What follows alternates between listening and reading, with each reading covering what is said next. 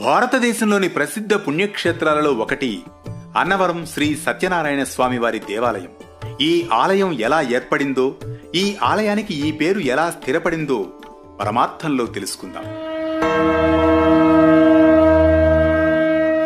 అదిగో అదిగో అన్నవరం, హరిహర నిలయం అన్నవరం. అదిగో అదిగో అన్నవరం, హరిహర నిలయం అన్నవరం. అన్నవరం శ్రీ సత్యనారాయణ స్వామి వారి దేవాలయం తూర్పు గోదావరి జిల్లా అన్నవరం రత్నగిరిపై ద్రావిడ శైలిలో నిర్మించబడింది. సత్యదేవుని వైభవం స్కంద పురాణంలో వర్ణించబడింది. పూర్వం అనరాజు యొక్క రాజ్యం ఆక్రమించబడుతుంది. దాంతో రాజ్యాన్ని కోల్పోయిన దుఃఖంతో అనరాజు అడవికి వెళతాడు.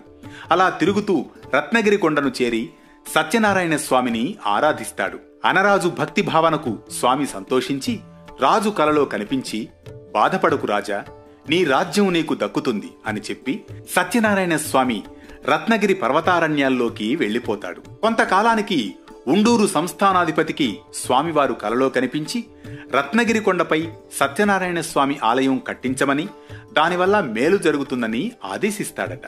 దీంతో ఉండూరు సంస్థానాధిపతి వెంటనే తనకు ఆ ప్రదేశంలో లభించిన విగ్రహాన్ని గుడిలో ప్రతిష్ఠిస్తాడు. రత్నగిరి కొండ మీద ఆలయం కట్టిస్తాడు. అదే అన్నవరం శ్రీ సత్యనారాయణ స్వామి వారి దేవాలయం.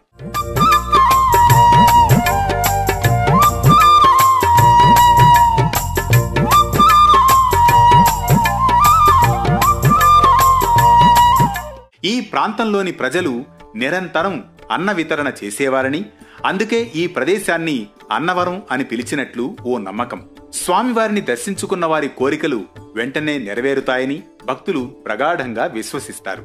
భారతదేశం అంతటా హిందువులు సంపద, విద్య, శ్రేయస్సు కోరుతూ వ్యాపార విజయం కోసం కూడా శ్రీ సత్యనారాయణ స్వామి వారిని పూజిస్తారు. కష్టాలు పోవాలని, అనారోగ్యం సమసిపోవాలని కూడా భావిస్తారు, పూజిస్తారు. ఒకప్పుడు నారద మహర్షి మానవుల దుఃఖాన్ని చూసి దుఃఖ నివారణకు ఒక మార్గం చూపమనగా విష్ణువును ప్రార్థిస్తారు.